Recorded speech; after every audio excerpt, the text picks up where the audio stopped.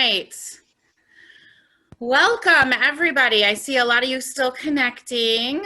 We do have our cameras and our microphones off tonight for the presentation, so I just want to let you guys know that that's why you may have logged in and had that setting already set for you. I'm Carrie, and I am a member of the Anderson's events team, and we are just so thrilled to have all of you here tonight and so grateful to have you guys all here tonight as well. Just a little bit of history about Anderson's before we get going. I don't know how many of you are joining us who have been in this area and have been to Anderson's before and know how our whole events format works. This is a whole new thing for us, the virtual landscape, and we're learning as we go. Anderson's has actually been selling books independently since 1875, believe it or not, on a shelf of the Anderson's family pharmacy, which still exists to this day in Naperville. It moved locations, but it still exists. But then it broke out into its own bookstore in the 1960s, and where we have been ever since. We have 2 locations. We used to do 400 in-person author events a year. Right now, we are giving this virtual landscape a shot because we cannot have in-person events, and I miss them so incredibly dearly. But we're doing the best we can with what we've got available to us. We are so grateful for you guys continuing to support us as we moved into virtual events. I just can't stress enough how much that means to us right now and how much your business means to our small business right now. Like I said, we've been in business since 1875, which means we did actually survive the 1918 Spanish flu pandemic, and we will survive this. So, you know, we're plugging along and we're going to get there, but we are very grateful to have you guys here tonight. And we are also grateful to have our 2 authors here. I'm going to just move right into it since I know you guys didn't come here to see me talk. Tonight, of course, we have Cathy Marie Buchanan here. Hooray! Welcome, Cathy. A New York Times bestselling and, of course, book club favorite. Cathy is the author of The Painted Girls and The Day the Falls Stood Still. Her latest, Daughter of Black Lake, brings us here tonight, and our booksellers are crazy about it. They love it, so I can't wait for all of you to get to read it too. Cathy is in conversation tonight with fellow New York Times bestselling author Melanie Benjamin, who is also a beloved author among our staff and our book groups, and we are so happy to have them both here. So I'm going to go ahead and step out.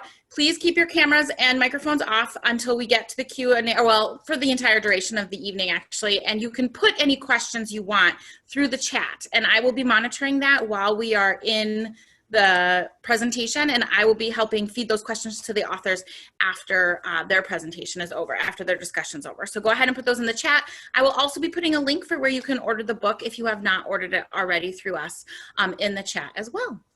But without further ado, I'm gonna mute myself so that you ladies can have a good discussion without me messing it up. All right, enjoy. Thank you. Thank you so much. Hey, Cathy, how are you? I'm good, thank you. How are you, Melanie?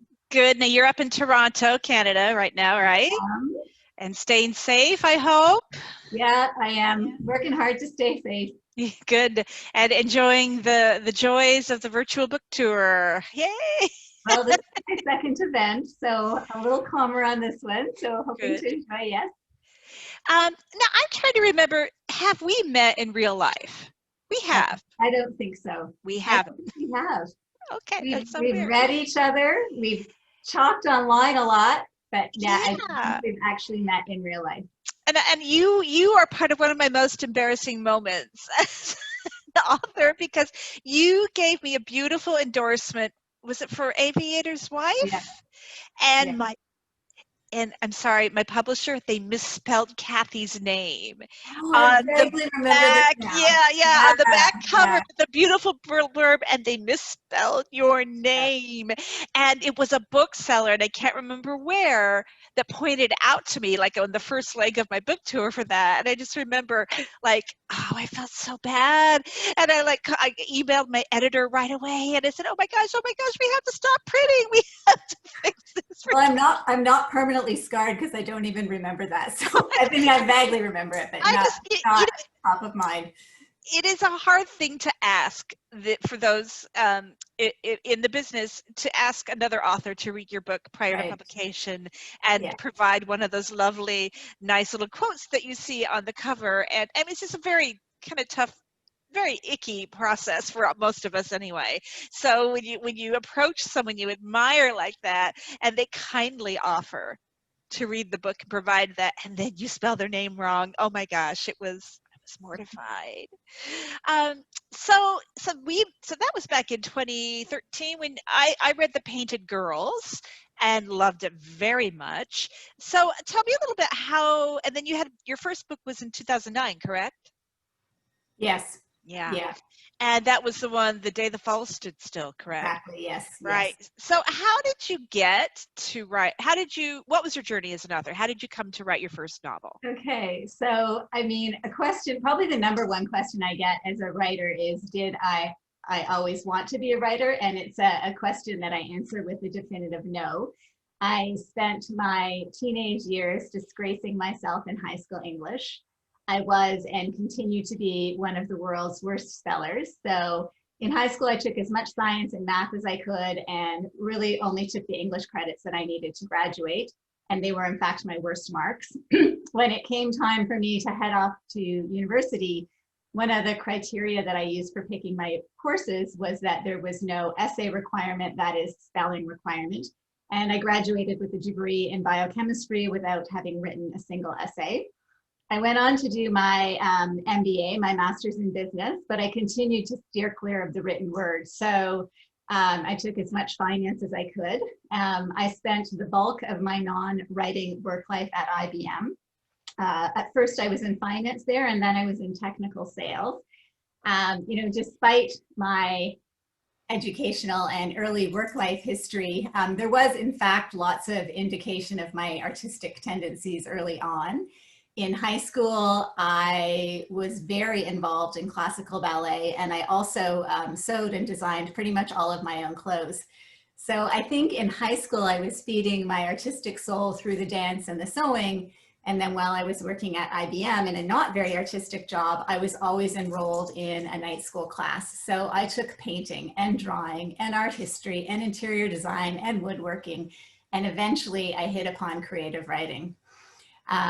So right from my first class, I was smitten. I remember our first assignment was a setting assignment. We had to write a one-page description of our childhood bedroom. I probably spent 8 hours on it. I loved doing it. I wanted it to be perfect. So that was kind of my first foray into writing. After that, there was a 4-year period where I was still working full-time in the corporate world by day, but cramming in a bit of writing in the evening. And then after 4 years, I took the plunge and turned to writing full-time. So I definitely came to writing in midlife. I took my first creative writing class when I was 35. I had my first novel published when I was 45. So yeah, it was not a straight and narrow path to the writing life at all. We share some of that background, and my first novel wasn't published until I was in my 40s either. I didn't hit the New York Times list until I was in my 50s. So yeah, it's kind of that way. Now this is gonna, I swear this is a compliment. I'll get there eventually, okay? But I have to say, I love these conversations that we're having, courtesy of Anderson's, that authors and authors are having, that authors and readers are having, that readers and readers are having right now, because I think sometimes when we read, we get stuck in a rut, and we kind of go towards the same things that frequently, and just over and over stay in the same genre, or stay with the same author. I have to say that I wouldn't probably have probably wouldn't have read your book based on the historical setting, because that isn't one that I've ever read a book in. Never, ever, ever have I read a book set in this time period and with the same kind of mystical, beautifully, evoked world. But I'm so glad I did. I'm so glad I did, because I loved it so much. I love the story of Hobble and Devout and Smith, and I was totally sucked into the world. And so so that is the compliment, that this is a book I probably wouldn't have picked up on my own, but I'm just so grateful that we're all having these conversations now, whether, virtually, maybe we're getting to see more of those conversations and have more of those conversations. And maybe it's helping us kind of get out of our little reading ruts or whatever. So I'm just so happy that I read this book, and now I'm going to be telling everybody to read it because I love it so much. But it's quite a departure from your other time settings of your other books. Yes. So I'm really curious how you got to this time period, which is what's basically the Iron Age, correct? Yes. Of Britannia, right when the Romans were conquering. And again, I mean, just I know nothing about this era, so it was just wonderful to read your beautiful descriptions and the way you evoked this world. So how did you get to this place? Okay, so Carrie, I'm going to try to show a slide. So if you can switch me over to the host, that would be super cool. This slide will help explain how I got interested in this world. So almost 20 years ago, I opened the host now, by the way. Okay, I see that. Yeah. Almost 20 years ago, I opened the newspaper to see a photograph of a weirdly preserved 2,000-year-old bog body. So a body that was a human body that was 2,000 years old. Let me show you that picture. So I was completely transfixed. I could see the wrinkles in the skin. I could see the razor stubble. I could see the rope noose that was still around the neck. And yet this body was 2,000 years old. What I would find out from the article that accompanied the picture is that this body had gone into the bog 2,000 years ago. Because of the chemical nature of the water, the flesh and skin was preserved over 2,000 years. Lots of scientific study has been done on these bog bodies, and I got particularly interested in one called Lindoman. Lindoman was a body who went into the bog of a once much larger Black Lake and rested there for 2,000 years. Scientific study has shown that this body before it was put into the bog, it was killed in a kind of ritualistic way. So its head was bashed, its neck was slit, and its throat was garroted. What the archaeologists believe is that this kind of overkilling was done to honor multiple gods at the same time. I got really curious about a society that was prepared to offer human sacrifice in order to guarantee the next year's crops, or perhaps to ensure success on the battlefield. But at the same time, I was also thinking about the beauty and simplicity of a society that, you know, was ordered by its daily rituals and that was so tightly bound to the natural world. What I decided was that using the scientific findings about Lindoman, I would use those as bedrock in creating a story that explored living in Iron Age Britain. So it would look at these close ties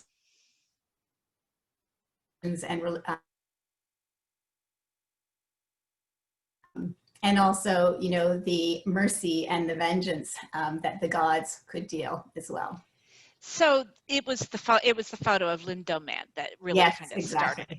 So yeah. How did you go then? I mean, the question is, because we know so little about, I know so little about that part. So exactly where in Britain is Black Lake supposed to be? Yes, so there is a Black Lake that is called Black Lake today, and it was from the peat bog of this much larger Black Lake that Lindoman's body was dug up. So it is in Cheshire, UK. Cheshire, okay. Northwest, yes. Okay, so then how did you do your research? Because I can't imagine there's an awful lot. I mean, there just must be so much conjecture rather than fact. I mean, before I set to work on a piece of historical fiction, there's about a 6-month period up front where all I do is read and read and read. And generally, or for my first 2 books, what has happened during that period of reading was that I got a really clear picture of the time and place that I was trying to create. That didn't happen for Iron Age Britain. I think there was a couple of complicating factors. One, the Britons did not have the written word 2,000 years ago, so they left us no written record of their existence. the Romans did have the written word, but we have to read their commentary on the Britons with a great deal of skepticism because it was a, you know, a culture that they annihilated and that they subjugated. There's, of course, the archaeological record, but there's so much disagreement. You know, one archaeologist will say a particular artifact was for cooking, and the next will suggest it was for ceremonial purposes. So in a quandary, I hired a archaeologist with an expertise in Iron Age Britain to take me to the relevant sites in Britain and also to the museums there. I remember a real moment of epiphany. We were standing together, gazing at a distant hilltop that was ringed with earthen ramparts and ditches. So I'm going to show you another slide. So this is a hill fort. So this is what we were gazing at. And as we were looking at one of these hill forts, and mind you, there are about 3,300 of them dotting the British landscape, what the archaeologist told me was that, you know, some archaeologists believe they were defensive structures. Some think that they were for ceremonial purposes. Some believe they were inhabited. Others think they weren't. Some people think they were cattle enclosure. He went on. And as I was standing there, you know, gazing at this hill fort, I came to the conclusion that we didn't really know what was going on 2,000 years ago, and that more so than for my other works, a whole bunch of informed speculation and imagination was going to be required to create the world at Daughter of Black Lake. So to create that world, I delved into a lot of the mythology of the British Isles. I also looked at the pagan traditions and the medieval traditions that have survived from pagan times. And I was really convinced that in these, you know, these traditions that had survived, you know, somewhere in those traditions, I would find the reality of what was happening in the Iron Age.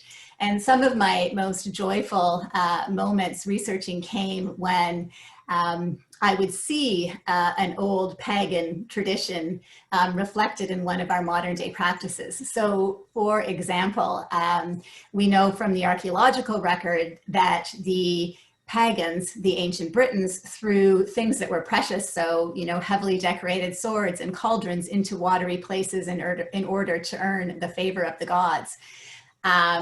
And I think this has to be the root of why we throw coins into water fountains to draw good luck. So I hope that readers will find other little traditions in the novel, and they'll have that same sort of joyful moment that I had when they see, aha, and that's why we have jack-o'-lanterns. Yeah, the jack-o'-lantern one was oh yeah, that's so cool. You are really in the book, it's very, before we get to the heart of the book, which is the family, which is the beautiful part of the book, and the part that, you know, readers, I think, it will resonate with them no matter, you know, if it was Iron Age Britain or today. But you're very pro-Roman, very anti-Druid in this book, which I thought was fascinating. And again, I admit I knew nothing about the Druids, other than, was Stonehenge one of their things, wasn't it? Maybe, I don't know. I think that's literally all I know about the Druids. Yeah. So I was really fascinated to learn more about them from your book, but also to you're pretty pro-Roman in this, I thought. How did you come up with, you know, how did you land on that side? Well, I guess, you know, one of the themes that I wanted to explore in the book is fanaticism. And there is lots of historical evidence that the Druids, the Romans and the Druids were very much at loggerheads. You know, the Romans were starting to take over. The Druids represented the old way. They wanted to preserve their, you know, the way they ruled with absolute authority. In fact, in Gaul, the Druidry was outlawed. So there definitely was that clash between the Druids and the Romans. And I wanted to show, you know, my Druid to be a fanatic. So he is a fanatic. He is incapable. He's of listening to reasoned argument. He's got his blinders on. He is relentlessly pursuing, trying to have an uprising against the Romans.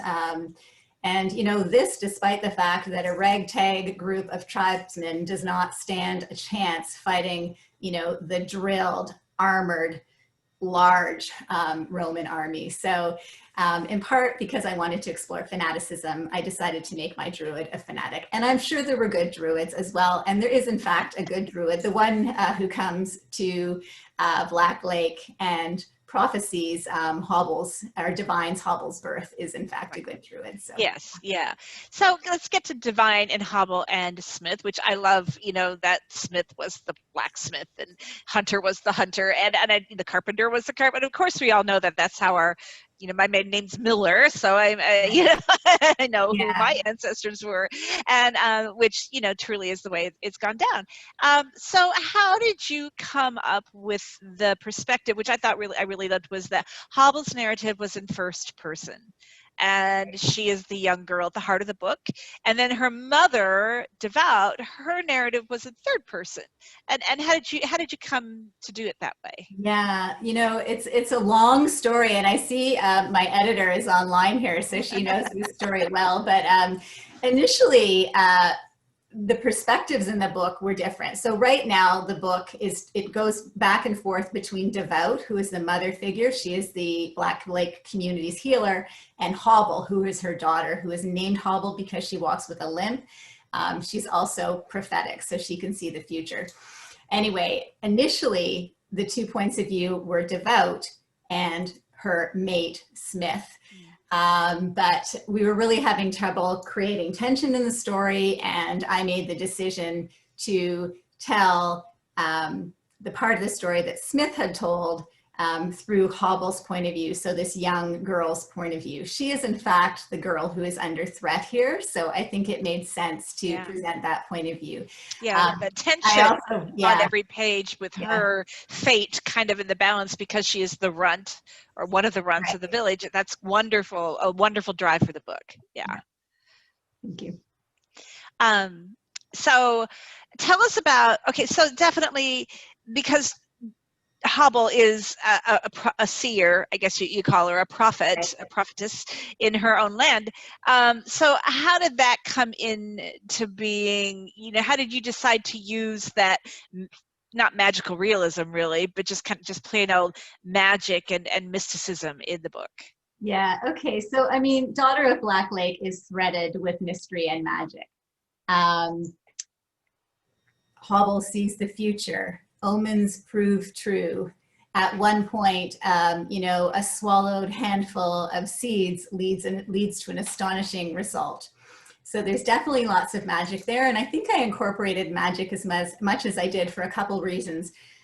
First and foremost, 2,000 years ago, the bog dwellers at Black Lake did not have science to explain the nighttime sky and to explain, you know, the origins of mankind.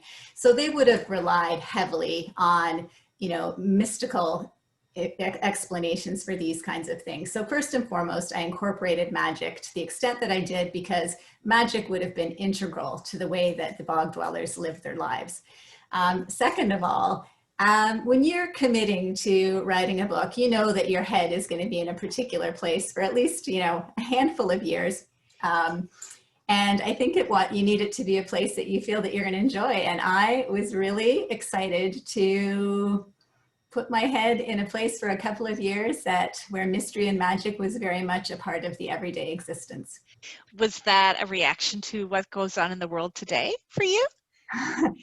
I don't know, but it may have been, yes, escapism. Yeah. So Brunonia Berry is one of the writers who wrote a beautiful quote for the book in support of Daughter of Black Lake. And the last line of the quote I just love. It says, Daughter of Black Lake is the perfect anecdote to our uncertain times. So really wonderful idea. And I do think, you know, historical fiction or fiction that takes you to another time and place, you know, it really can be a soothing experience right now reading.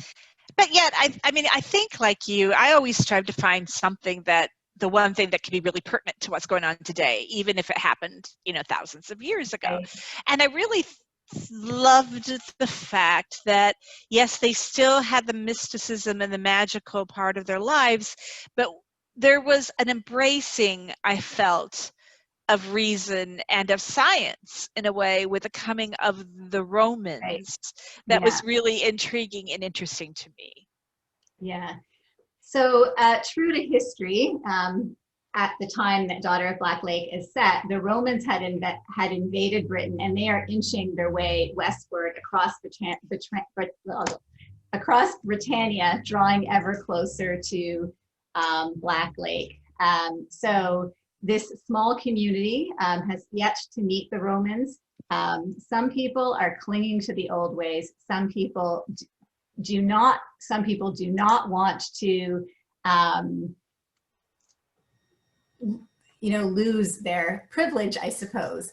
And yet there's other people that are really open to the opportunities that the Romans might provide, and open to the progress that the Romans might bring. So the male hero of the story, Smith, he's very open and eager to for the future, and sees Romans as being part of and for good reason, although it's also interesting to see how who he chooses to blame for a really tragic part of his history, that it could have gone one way, and I really love the way you chose it to go another. I liked that. I liked Smith a lot. He was a babe. Yeah, babe. Okay, so let's talk about the sex in this book, okay? Because you got the sex in this book. Okay. Yeah. So let's talk about the sex. Were they really? I'm sure they were. That primal, right? And living with living it's to like the, a pandemic. What else is there to do? Yeah. Right. So, yeah, I know there is probably more sex in this book than there has been in my previous works. There is a love triangle going on in this story. The book opens with Devout. The mother figure is a young girl, and she has two young men pursuing her. And I won't say more than that, but yeah, there's some lust there. If you like reading a little bit of. But I mean, it made sense to me because, again, these are people who literally worship the earth and live so close to the earth, and just their bodies and the functions of the bodies and everything. You don't hide. There's nothing to hide. Now, the roundhouses you describe, explain a little bit about that. How the people lived in these roundhouses. Okay, so I'm going to show you some slides again. So. I went to visit a place called Butzer Ancient Farm when I was doing my tour of Britain, and this place was absolutely magical. And more than any other site that I visited, Butzer Ancient Farm informed the way that Daughter of Black Lake is written. So let me share screen again. Okay, so Butzer Farm is almost a pioneer village-like complex, except rather than being dedicated to the pioneer life, it is dedicated to what life was like in the Iron Age. So had the pleasure of visiting there. So here you see the complex. So you can see the wattle fence, the stick fence that surrounds or encloses the roundhouses. There's 6 reconstructions of roundhouses here. So each clan would live in a different roundhouse. So I got to Black Lake. You can imagine, look at me calling it Black Lake. You can see I was impacted. So I get to Butzer Ancient Farm. I wander in past the wattle fence and find myself among these 6 roundhouses. To me, it felt like I was walking into another time and place. I thought I was going to be able to switch that, but let me just try something else. Anyway, as I was wandering through Butzer Ancient Farm, I was completely immersed. I could hear the clang, clang, clang of a blacksmith at work.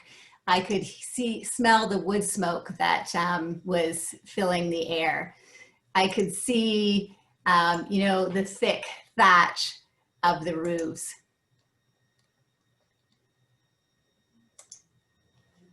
Okay, I think I've got it here now. Oh, the joys of Zoom and technology for authors. Yeah. Okay, so here's a roundhouse. Yeah, so you know, I could see the thick thatch of the roofs. I could see the clay walls. I was completely excited to be there.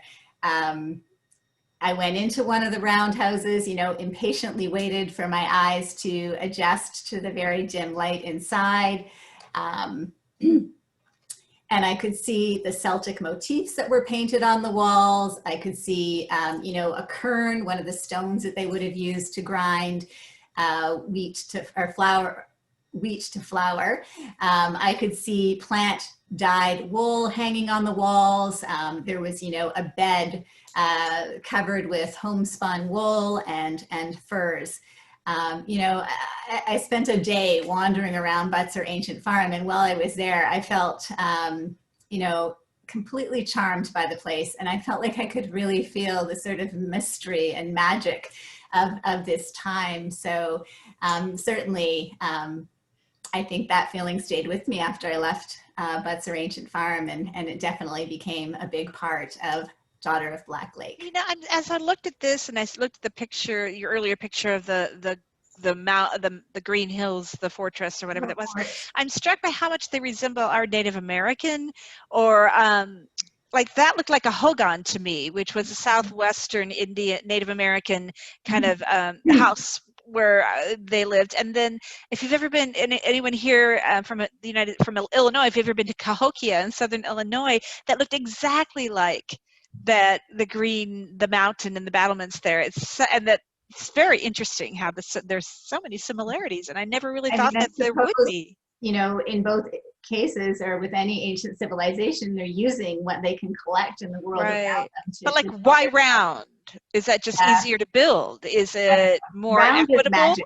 Stonehenge is round is magic. There's something, you know, I think quite mystical about this. Really interesting. Well, so because even though because this is set in the Iron Age, what do you want your readers to really kind of take from this book that they can think about and that they can, apply to today's times? Okay, so so there is a point in the story where Devout, the mother figure, discovers that, or learns that, her daughter Hobble has this ability to see into the future. Sometimes it doesn't work all the time, but sometimes she can see into the future. And you might expect a certain reaction from a mother who discovers that her child is very odd and has this prophetic ability. The reaction that Devout has is not very typical, I don't think.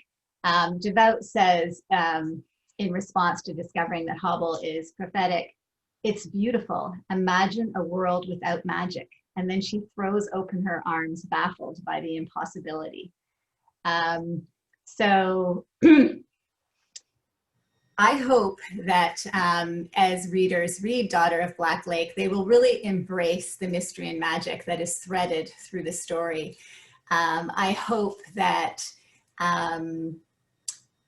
it would really fill me with pleasure if my readers were able, if this book opened a tiny crack onto seeing the astonishing that exists in our everyday lives.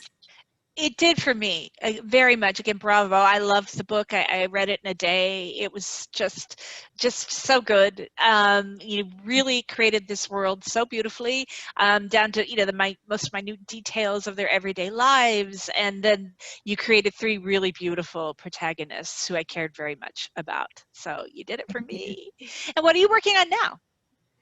I'm in the very early stages of another work of historical fiction. However, it is set in 1962, so I'm not going back 2,000 years again for a while.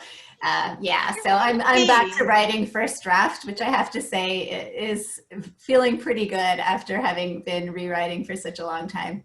Yeah, you're like me. I'm all over the place in time periods, and you are too. And yeah. I've never figured out if it's a good thing or a bad thing for me, because I don't know if I'd have a better career if I just stuck in one time period, because, there are some people who always write World War II novels, and maybe that would have been better for Browning, but I just am always like you. I just, I follow the story. Yeah, I mean, for me, I love the research process, and you know, I love learning a lot about different time periods. It definitely makes for a lot more work, right? Like researching and becoming really familiar with the time and place is a lot of work. But yeah, my curiosity That's needs the to be thing. I would taken. get bored if I was constantly writing the same. I Yeah, like learning about new things and new time periods and new yeah, parts of history, and that's why I'm writing. That's why I write historical fiction. I'm sure the same yeah, thing with you. I really completely relate with that. yeah. Good. One, one thing I wouldn't mind talking a little bit is about the writing process. This is something that writers really like to geek out on, and I'm always so curious about other writers' processes. So for me, I find writing first draft the absolute toughest part of writing a book, and I think there's a couple of contributing factors. One, when you are writing first draft, you have a million decisions to make, right? And sometimes they're inconsequential. What color is someone's hair going to be? Sometimes they're very consequential. Is Devout going to fall in love with Ark, or is she going to fall in love with young Smith? And when you come to these crossroads, it feels like taking the wrong path, could lead you astray, waste a lot of time, or maybe mean that you end up writing a not very good book. So first draft is really tricky. The second contributing factor is when I am writing first draft, I just don't know my characters. And I have tried to get to know them before I put, pen to paper, or more accurately, fingertips to keyboards. But for me, I really get to know my characters through the writing process. So in first draft, they are erratic, they are inconsistent, they are physically changing from page to page, from chapter to chapter. The way they speak is changing. Sometimes their names are changing. And then there's something really magical that happens maybe about 2/3 of the way through writing a book for me. And it's when these characters really emerge as real flesh and blood beings. And like, readers, you can, predict how your husband will react, or what he's going to say in a particular situation, or how your sister is going to respond to a typical question. It starts to become like that with your characters, and they really do feel like real people. I've heard other writers talk about this moment. I've heard people say, the character spoke to me, or uh, I found my voice. I've heard writers say the book wrote itself. I mean, I'm waiting for that one, but Had I it happen think we're once. all talking about that same moment when the book sort of comes together and starts to feel real, and these characters feel like real people. So I'm curious if you've had that experience, Melanie, and what do Um, you like, writing first draft, or do you like I don't mind the first writing? draft. I don't fuss with the first draft. I think that there are people who labor over the first draft way too much, who just have to keep going back and playing with every word they wrote. I don't do that. I think of the first draft as kind of laying the tracks. Like if you're in the music studio, you're laying the tracks. And for me, I don't sit down to write until I do have a pretty good idea of who these characters are, and I definitely know the story I want to tell, although sometimes that will change. But so I feel like I know them pretty well. I already feel like they're real people, but they certainly do. They grow on me during the first draft, right? And they surprise me sometimes. In the next book that comes out for me, The Children's Blizzard, there's a character in this book that I was writing and writing and writing and writing and writing, and all of a sudden he told me what the second part of this book was all about. I mean, I said, oh, this is what this is about. Yeah. He showed me what this book was about, and that was in the first draft. Mhm. But sometimes there's another major plot point in this book that happened because I had introduced a character I needed to introduce, but then I couldn't figure out how to get rid of her. That didn't happen until revisions, where I had a real epiphany moment of how to solve that problem and make it work. And again, kind of another character kind of showed me how to do Yeah. it. But yeah, my first drafts are pretty not loose. I mean, they're actually pretty good first drafts, I think, but they are only first drafts. And I'm not worried about the words. I'm not worried about the language. I'm just trying to get the voice right. I'm just trying to tell the story. I'm trying to get the major characters where they need to be. And then in this revision process, that's where I go back and I truly play with the language and the imagery, and I will, I will delete a lot of words to find, because I know I will have better ones in the revision process.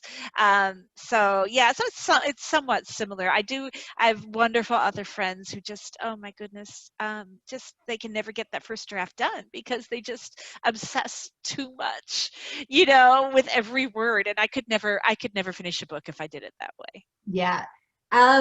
So why don't you tell us, Melanie's got a new book coming out in January. She mentioned it briefly, The Children's Blizzard, but Melanie, why don't you give us a lowdown on that book? Oh, I'm just now starting to talk about it, so I may be very inarticulate. But so it is based on a real tragic part of our history that most people don't know about, and that's in 1888, January 12th, 1888, on the Great Plains of this country. A ferocious blizzard kind of struck without warning.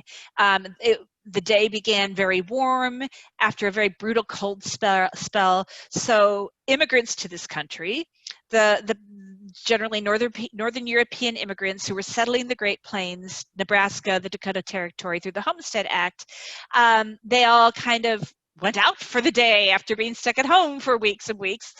This was during the Little Ice Age, when the winters were particularly harsh in that part of the country. And this blizzard blew up right when most of the prairie schoolhouses were letting out for the day. And it is known to history as the Children's Blizzard because so many of the victims were school children. But I also thought what I wanted to also explore was the fact that the school teachers themselves, who were having to make life and death decisions in an instant, do I let the children home? Do I let them try to outrun the storm, or do I keep them here where we don't have enough shelter, we don't have enough insulation, there's not going to be enough fuel to burn?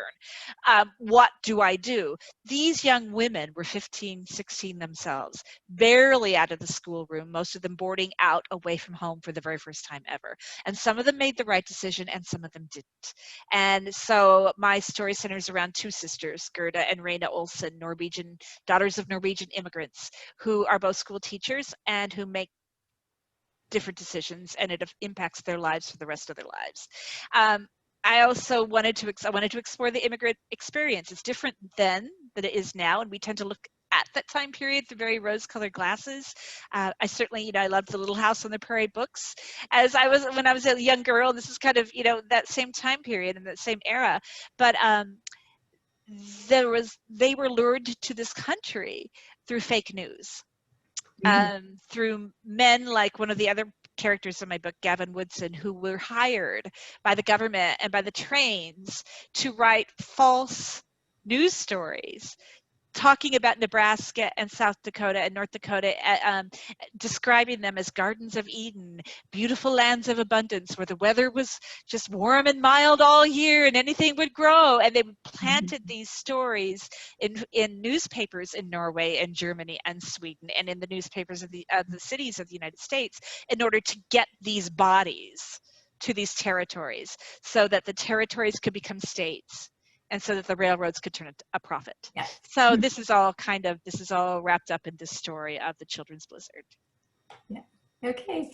Yeah. So I think we're just about ready to have Q&A. So you guys can put questions in the chat, and Carrie from Anderson's is going to moderate. And good. I'm going to get my lighting. Keep an eye on the questions so we don't have to do that. Thank you. Because we're authors, so we don't know technology. So I'm copying and pasting a few of them for you. I've got a few. Some of them are the same questions I have, actually, so that's always helpful. Sorry, my lighting is all funky all of a sudden. Okay, let's start with one that I shared as well. And this is from, hold on, let me pull it up. Wrong one. This is from Barbara. she asked, how long did it take you to write this book? Which is actually the same question I had while you were going through the presentation with all the pictures. Oh my goodness, this book took me forever to write. There was a bunch of complicating factors. So I'm going to say it was probably about 7 years all told, which is about 3 years longer than it's taken me to write my other books. I'm traditionally more like 4 years. There was, a few things. First of all, researching Iron Age Britain added a whole bunch of time to the book because it was just so tricky to research. Second of all, I was working on this book when The Painted Girls came out, and it became very successful, and I was doing tons of touring and tons of interviews, and I was on the road and had lots of reasons not to write, so that was really interrupting as well. Third, I was divorced in the middle of writing Daughter of Black Lake, and for me, I need equilibrium when I'm writing. I don't need the kind of up and down that getting a divorce brings. And lastly, the rewriting process for Daughter of Black Lake was grueling and long. So this book went through many, many rewrites.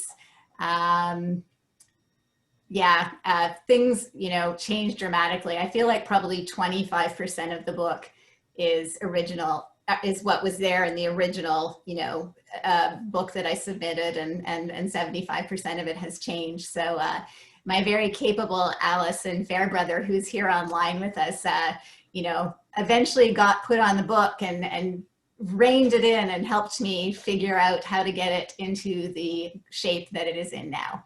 It's actually really fascinating. I always love hearing authors talk about like what percentage of the original book ended up like in the final version of it. So that's just really interesting. All right. This is from Shaylin. She said, I think she was talking about the picture that you showed on the farm with like the hut structures.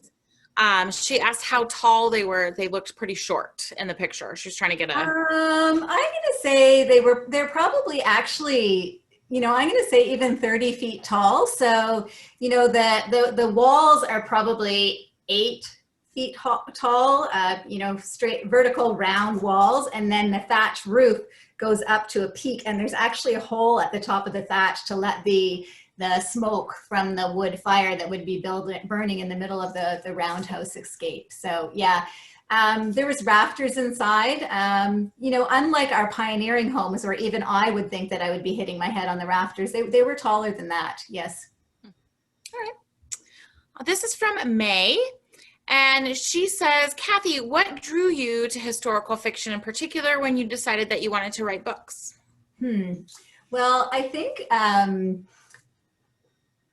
I think I really like immersing myself in another time and place. So I am a great traveler. I have visited something like 43 countries, and there's nothing I like better than landing somewhere and being completely out of my element. So I'm badly missing travel during this pandemic. So I think that love of travel and that love of the strange and the new and the different, is partly what fuels my desire to write historical fiction. I love finding my way into another time and place, and becoming intimately familiar with it. So, I don't know that I'll always write historical fiction. I can imagine myself writing something, dystopian, where I'm creating a futuristic kind of place. I'm not so sure that I'll write something contemporary, but never say never. I don't really know. And also, I just love doing the research, and I think I'm good at it, and I'm fascinated by it. It can be a wonderful procrastination technique. Certainly, I'm a writer that needs to be told to stop researching and get writing. It's always nice to meet a fellow research lover. I love research, but people seem to hate it. It's funny. You're in one camp or the other, but that's great to hear. Kind of along the same lines, Shaylin wanted to ask, do you actually have a favorite time period that you've written about or researched?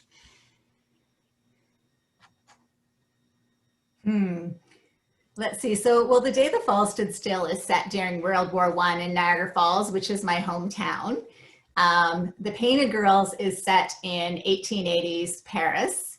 And then Daughter of Black Lake is set actually, between year 43 and year 60 in Iron Age Britain.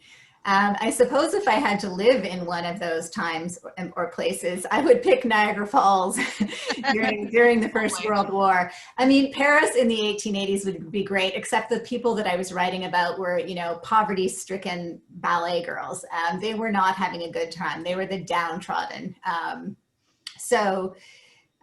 Yeah, you know, but honestly, if I had to pick a time and place to live in, I would pick, well, not during this pandemic, but mostly I would pick now. I mean, I think unless you are a very privileged person, you know, society now is, you're probably better off than you were in another time period. And certainly for women, despite some of the nonsense that goes on, you know, I think now is a better time to have lived than back just about at any other time. I have to agree with you on that. All right, this is a really interesting question. This is from Linda. Linda, thanks for submitting this. Cathy, years ago, after Painted Girls was published, you talked about doing a book in prose form. I'm listening about all the changes in your life that changed the direction of this book. Is it something you might still consider for future work? So writing a book in prose form. Yes. Do you mean poetry? Like yeah. Generally prose is, I mean, we call what I've written prose. Right. I've dabbled a little bit in poetry. I have never tried to publish any of my poetry. It's something that I really just do for myself. I don't see myself pursuing trying to publish any of my poetry, really. But thanks for the question, Linda. Linda, I remember I Skyped her book club for the day the fall stood. Oh, that's cool. Hold on, you guys are freezing up for me. Okay, there she's back. Okay, we're back. All right, sorry about that. All right, so that's it for questions. I do have a statement from Mary Zelim. She said she just wants to say that she agrees that while Smith is a total babe, she's team Ark, and he's right for devout, not to give too much away. I'm Team Smith. Team Smith all the way. Okay, awesome. Yeah. All right, I think unless any of you have anything else you want to, hold. Oh, and we have one more question asking Melanie if you have a favorite character from your work. I would say up until this book, it was Truman Capote. It was scary how easily I felt I channeled him on the page, and I don't really want to examine that too closely. But I think with the children's Blizzard, now there are two. Gavin Woodson, who was the newspaper man who seeks redemption in the aftermath of the storm, but I really liked him because he's very cynical and dissipated at the beginning of the book. And then there's another character in there, Anna Peterson, who also has a very interesting, very different arc than you think she's going to start out with. And I liked them both in this book. So yeah, I'd have to say those two. Yeah. All right. Well, great. That book actually sounds really fascinating. I'm going to lobby to get it thrown onto our featured pre-orders book to see. Oh, great. Get the name out there a little bit too. Well, I've already talked to my publicist, and you guys' name isn't up there, so we're starting to plan all the future. Oh, good. So, yay, Anderson. Yay. Hopefully in person, maybe. I don't know. Probably, maybe. Hopefully. I can't. Can you imagine it by now? I don't know. I know. It's like, oh, but that connection piece is just so great at these events. But I know. I miss the connection with readers very much, and I'm sure Cathy does too. There's nothing like seeing a child at like the children's events get the book and they always smell it. They always pick it up and they smell it, and I just miss those little moments. And you guys are doing your book fairs now online. I think I read. Yeah. Our book fair company is doing book fairs online, and we have some fundraising type nights going on in the store, and we're doing everything we can virtual, some book clubs online. So everybody buy through the independents for the holiday season. We do need it. And buy early, because I think we're going to have trouble with some books. Might be some shortages. So buy Cathy's book for Christmas presents now. Do it now. We are actually already starting to see the ramifications of that shortage come through. For those who might not know, there's a printing shortage. So if there's a book that you want, it is order it now. really in your best interest to buy it now Yeah. or to pre-order it. Pre-ordering is the best way to guarantee that you're actually going to get a copy, because there are very limited first runs of many books that will be allowed. And once they're gone, which is very unfortunate timing heading into the holidays, especially for businesses like ours that have been so hard hit all year, because we really need those holiday sales and we're going to miss a lot of them. So, Or gift cards.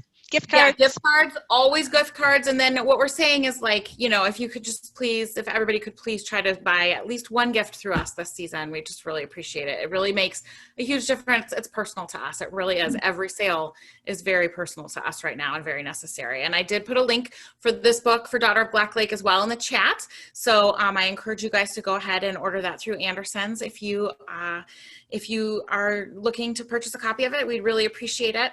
And then one more thing I'm just going to say before we go is, there it is. It's a beautiful cover. Oh, It is gorgeous. beautiful. Yeah. And look what I've got, Melanie. Oh, Oh, oldies but goodies. one more thing I'm going to say before I go, besides thanking you all again for coming, because I really do mean that we are so grateful for your support of Anderson's. Yeah. Through this time, is just that, like I said, we are building this virtual events program from the ground up, and we need your feedback. So I do have my email address right there up above. And if any of you on this call want to go ahead and just shoot me an email and let me know what worked for you, what didn't work, from the whole start, from buying the tickets to the marketing you saw to it, to tonight's event and how it all was structured, how it worked. Anything you've seen at other virtual events you've been at that have worked for you, we'd love to hear it, the good and the bad. We share best practices with several other independent bookstores that we are in contact with regularly, trying to build up these virtual events together. So we would just really welcome any feedback. So I just want to put that out there. And other than that, I'm just going to say thank you so much, ladies, for being here tonight. That was a really, really interesting. A couple of words of thank you to. I just want to, first of all, thank you, readers, for coming out tonight. And Melanie, thank you so much for pitching in. Melanie just moved across the country, and when I asked her if she would help me out with this, I fully expected her to say no, but she didn't. So she stepped up, and I'm super thankful. And then thank you so much, Anderson's Bookshop. Thank you for your adaptability and figuring out, this new way to promote work and working hard to make it work. Thanks for giving it, being willing to jump in here and try this out with us. We really, really are grateful. So Congratulations to Cathy. yes, Wonderful book. Wonderful. Yes. I look forward to celebrating the Children's Blizzard in January. So yeah. Thanks. Good night, everybody. Okay, good night, everybody. Sweet dreams. Bye. Bye-bye.